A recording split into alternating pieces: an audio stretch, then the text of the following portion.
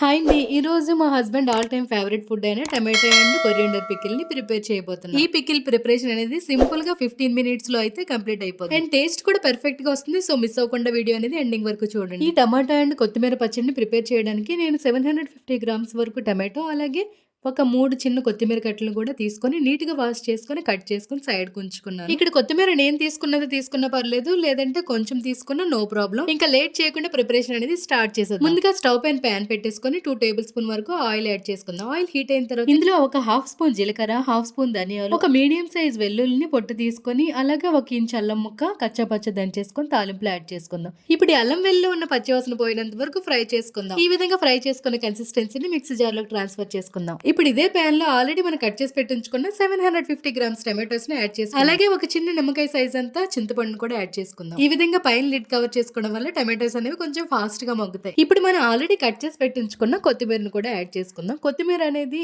మీకు నచ్చినంత యాడ్ చేసుకోవచ్చు. ఇక్కడ నేనైతే ఒక చిన్న 3 కట్టలు అయితే తీసుకున్నాను. మీరు అందులో ఒకటైతే తీసుకున్నా సరిపోతుంది. As your wish. ఇప్పుడు ఈ కొత్తిమీర టమాటా బాగా మగ్గినట్లుగా పైన లిడ్ కవర్ చేస్తూ ఫ్రై చేసుకుందాం. ఈ కొత్తిమీర టమాటాస్ మగ్గడానికి కొంచెం టైం పడుతుంది కదా. ఈ లోపు ఏం చేస్తామంటే ఆల్రెడీ మనం ఫ్రై చేసి పెట్టి ఉంచుకున్నాం కదా, ఎండుమిర్చి, ధనియాలు, జీలకర్ర, అల్లం వెల్లుల్లి ఈ విధంగా ఒక్కసారి బ్లెండ్ చేసుకుందాం. సో చూసారా, ఈ లోపు టమాటాలు అలాగే కొత్తిమీర అయితే బాగా మగ్గిపోయాయి కదా. ఇప్పుడు స్టవ్ టర్న్ ఆఫ్ చేసుకొని కూల్ అయినంత వరకు సైడ్ కుంచుకొని మిక్సీ జార్లోకి ట్రాన్స్ఫర్ చేసుకొని టేస్ట్కి సరిపోయినంత సాల్ట్ని యాడ్ చేసుకుందాం. అలాగే ఒక చిన్న బెల్లం ముక్కను కూడా యాడ్ చేసుకొని బ్లెండ్ చేసేసుకుందాం. వావ్, కొత్తిమీర పచ్చడి రెడీ అయిపోయిందని అనుకోకండి. ఇందులోకి ఇప్పుడు తాలింపు వేసుకుంటేనే అసలైన టేస్ట్. తాలింపు కోసం ఒక చిన్న ప్యాన్ పెట్టేసుకొని ఆయిల్ హీట్ అయిన తర్వాత ఇందులోకి శనగపప్పు, కొంచెం జీలకర్ర, ఆవాలు వేసుకొని ఫ్రై చేసుకుందాం. ఇవి కొంచెం ఫ్రై అయిన తర్వాత ఇందులో 4 ఎండుమిర్చిని వేసుకొని ఫ్రై చేసుకుందాం. ఇప్పుడు ఎండుమిర్చి కూడా ఫ్రై అయిన తర్వాత ఈ పచ్చడిలో మెయిన్ ఇంగ్రీడియంట్ ఇప్పుడు వేసేస్తున్నా. అది ఏంటంటే ఇంగువ.